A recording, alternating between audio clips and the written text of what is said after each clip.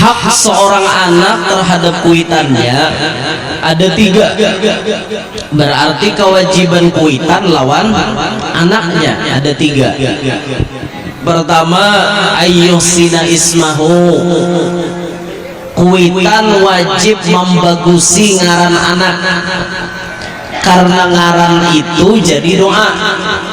Amunnya kada bagus busiah takabul nening aleh. Jadi dipilihkan ngaran itu baik sambatannya bagus, maknanya sekira-kira menjadi doa. Masalah kabul-kabulnya tuh apabila itu urusan Allah lah, kita jangan memaksa. Ini ada pengaran tuh nang lambat kabul ada. Misal ngaran Muhammad Sabar tapi orangnya penamparan. Ada aturannya kan sabar, ngarannya sabar itu ada penamparan, tapi sidin penamparan berarti doanya tuh belum kabul. Sabar aja dulu. Allah Ta'ala kan berjanji ud'uni astajib lakum, berdoalah kalian lawan aku pasti ku kabulkan. Tuhan kadada berjanji capat, itu wajib dipahami. Allah cuma berjanji doa kita ini dikabulkan, tapi Allah kadada berjanji doa kita capat dikabulkan, kadada. Nah makanya kita paham-paham, amun ada orang ngaran sabar tapi penamparan berarti doanya belum kabul. Pahami aja. Ampun maaf, misalnya ngaran soleh tapi orangnya jadi maling, sabar aja dulu, suatu saat inya pasti jadi orang soleh karena di ngarani sudah soleh. Ampun maaf lah mau ada ngaran sama, itu hanya sekedar contoh, bukan kesengajaan. Nah ada soleh, astagfirullahaladzim, bentar ya lah guru Wailun. Ada sidin ngaran soleh tapi jadi guru, berarti kabul kesolehannya. Ada naulun contohkan tadi ngaran soleh tapi jadi maling, berarti kesolehan jadi belum kelihatan. Tunggu aja saatnya, insya Allah ada saatnya dimana kaina sidin jadi orang soleh juga, asal ngaran itu sudah soleh. Nah ngarannya gini, doa masalah kabul-kabulnya tuh apabila itu mutlak urusan Allah. Yang penting tugas kita mencari ngaran yang baik. Ini tugas kita kayak itu, batakon lawan tuan guru siapa ngaran yang baik kayak itu. Nah menurut orang bahari pian behitung ngaran tuh behitung orang bahari. Jadi tugas kita membagusi ngaran anak, jangan pembarangan mencari ngaran anak. Dan ketika kita mendapati ada orang ngaran kada baik, sunat diganti. Itu dalilnya ketika Rasulullah bertamuan sahabat, ada sahabat yang ditakuni Nabi, siapa ngaran ikam? Ujar sahabat tadi, nama ulun Hazan ya Rasulullah. Hazan itu bahasa kita galau, duka cita, sedih, camuh, mucai, daur, tumur, itu hazan. Jadi ya Rasulullah ganti ngaran ikam Sahal. Sahal itu mudah, nyaman, lancar, gampang, itu Sahal. Nah ini dalil bila bisi ngaran kada baik diganti, jangan dibiarkan. Nah jadi malam hari ini nama-nama rasa ngarannya kada baik naik aja ke panggung deh, bertasmiyah bahasa Mbak, daripada tamu mati ngaran kada baik, baik diganti waihile. Nah itu pilih yang terbaik supaya nama itu dipanggil dan itu menjadi doa bagi anak kita. Yang kedua, tugas kuitan kepada anaknya wa ayyuhsina murdi'ahu, membagusakan susuannya. Amunnya jadi kuitan anak menyusu di awal bagus-bagus nyusuinya, bagus-bagus menyusui anak. Inya susu tuh ada dua, ada susu denkau, ada susu jangkau, ada dua. Amunnya denkau ulahan pabrik, amunnya jangkau ulahan Allah asli.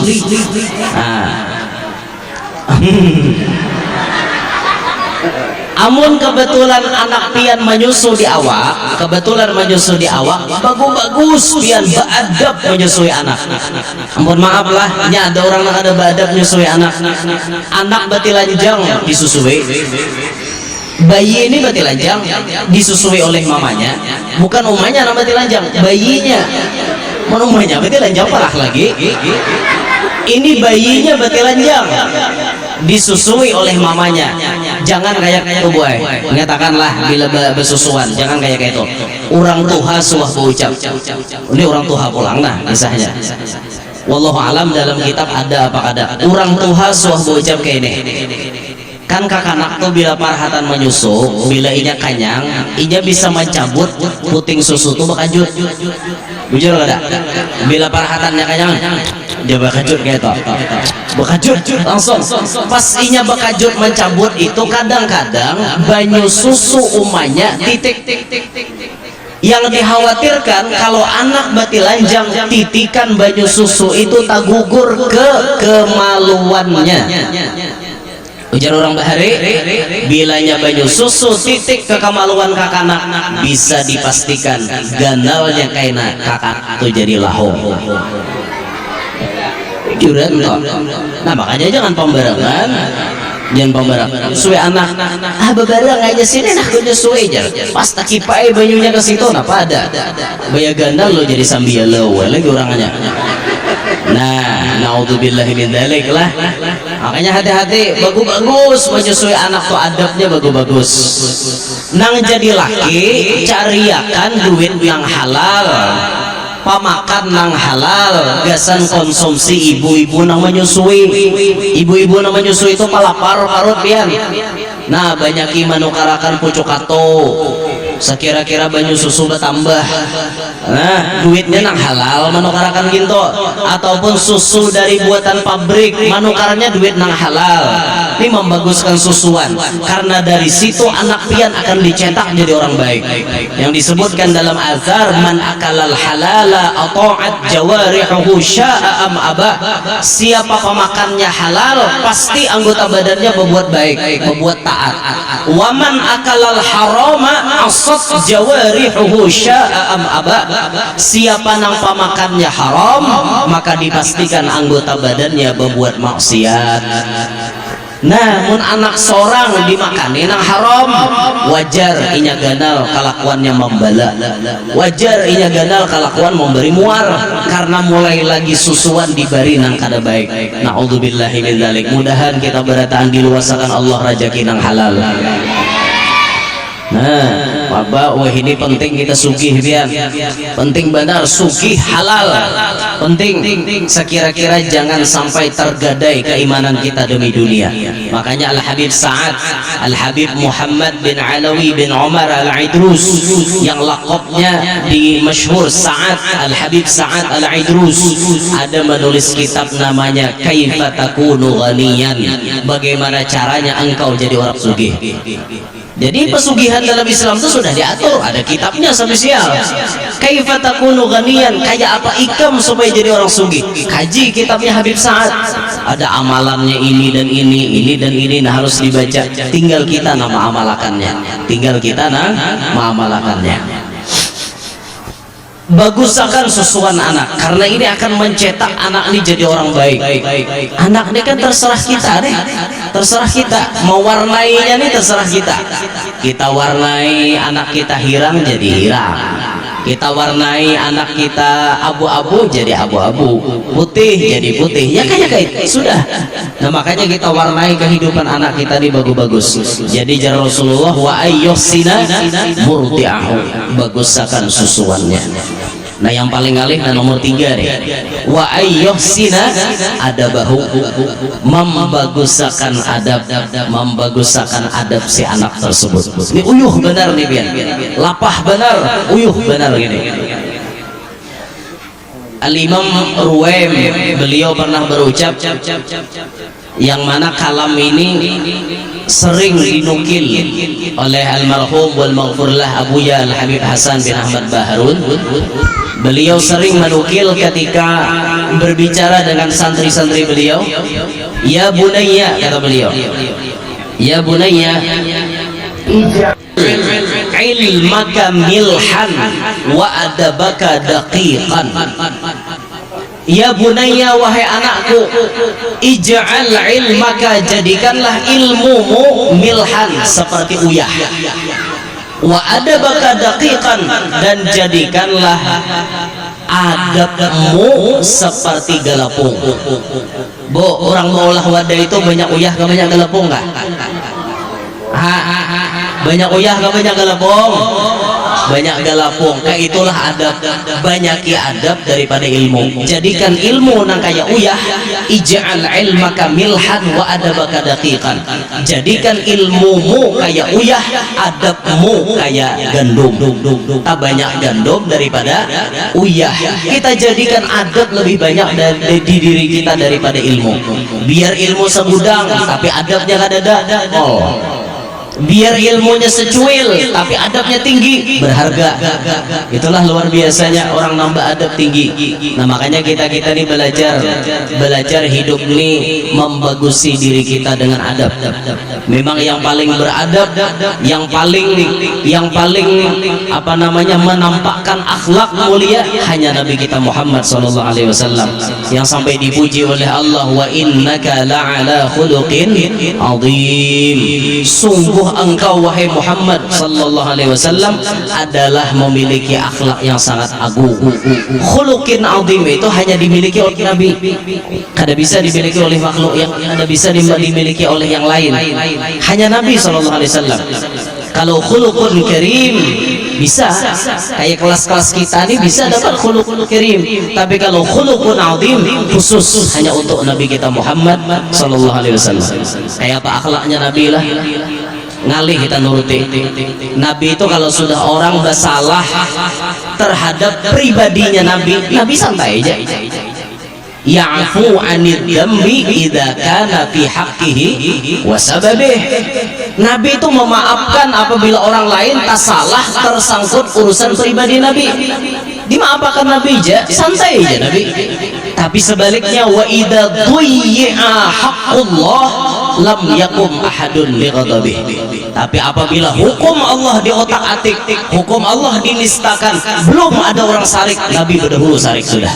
Ini sarik yang lillah, marah yang kata Allah, bukan marah karena urusan pribadi. Itu Nabi kita Muhammad.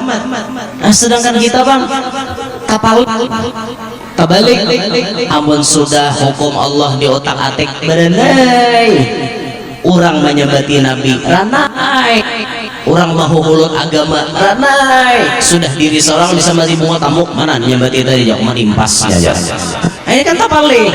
Sedangkan Rasulullah kadang kayak itu, Nabi disambati orang, ditawak orang pakai batu, diludahi, dimacam-macami, tapi Nabi santai memaafkan. Mudahan kau menuruti Rasulullah.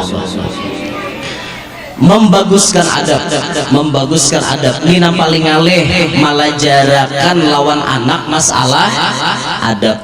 Dan anak-anak itu Pak Bu, inya sifatnya meniru orang tuanya. Kalau orang tuanya beradab, maka anaknya pun umpat beradab. Tapi kalau orang tuanya memang sudah kurang ajar, kayak apa anak ada beradab? Nah, kuitannya misalnya lalu di hadapan orang tua malingos, kada ada betunduk, kada ada permisi, anak pun kayak itu juga, karena anak ini meniru kuitannya. Nah maka lihati adab-adab orang saleh, lihati adab-adab para ahlu baitin Nabi SAW. Mereka mendidik anak-anak mereka dengan didikan yang sangat-sangat disiplin, sangat-sangat disiplin, luar biasa. Sampai Al-Habib Muhammad bin Idrus Al-Habsyi, Gubah Ampel, Al-Habib Muhammad bin Idrus, saking beliau itu memperhatikan adab, aku kata beliau benci melihat orang meletakkan PC di lutut.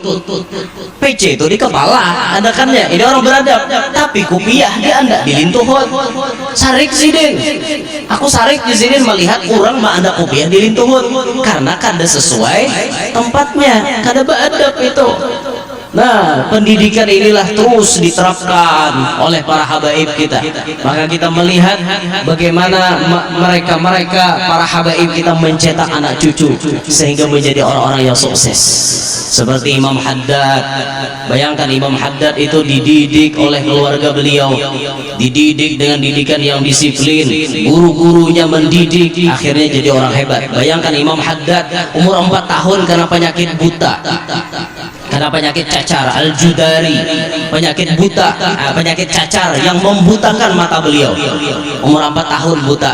Tapi lihati bagaimana disiplinnya pendidikan agama di keluarga beliau. Walaupun mata buta, Sidin mengaji ilmu, nuntut ilmu, bulik mengaji, singgah di Masjid Ba'alawi, tidak singgah di masjid yang lain-lain. Maaf Pak, sembahyang 200 rakaat tiap hari. Ini didikan daripada salafus solehnya. Lah kita mendengar benar kisah 200 rakaatnya. Mana datangnya suah gawi, nama ceramah gin sama. Suah aja gawi jujur aja ulun.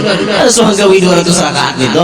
Cuman kita membaca, kita mendengar kisah Imam Haddad, berharap kepada Allah kita dapat rahmat, mudahan suatu saat diberi kekuatan kalau menuruti. Nah, 200 rakaat tiap hari. Imam Haddad kada kegembangan. Mata buta Sidin tapi cangkal. Nah kita bang mata melihat tapi koler. Ayo, sindiran keras dari Imam Haddad, sindiran keras dari beliau. Ya Allah. Nah ini wa ayyusina ada bahu. Memang kadang-kadang ada sebagian ulama itu yang kada sempat lagi mendidik anaknya. Ada habaib kita yang sibuk dengan dakwah, kada sempat lagi mendidik anak. Ada tuan guru yang sibuk untuk dakwah, kada sempat lagi mendidik anak. Ada. Tapi balasan daripada keikhlasan Sidin berdakwah, anak-anaknya diberi oleh Allah tarbiyatul ilahiyah, pendidikan langsung dari Allah. Coba lihat ya almarhum Habibana Mundir bin Fuad Al-Musawa.